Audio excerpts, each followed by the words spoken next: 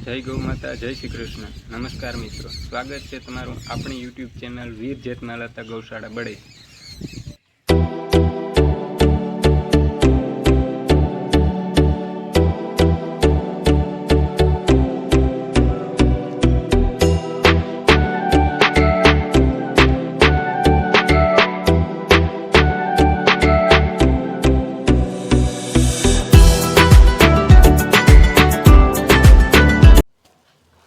નમસ્કાર મિત્રો, તો કાલે આપણી ગૌશાળામાં અને આપણા ગામમાં ખૂબ અને અતિભારે વરસાદના કારણે સારું એવું પાણી જોવા મળી રહ્યું હતું. પણ આજે વરસાદના વિરામ બાદ બધી જગ્યાએથી પાણી ઉતરી રહ્યા છે. તો આપણી ગૌશાળામાં પણ પાણી ઉતરી ગયું છે અને ગાય માતા ગમે ત્યાં મુક્ત રીતે હરીફરી શકે છે.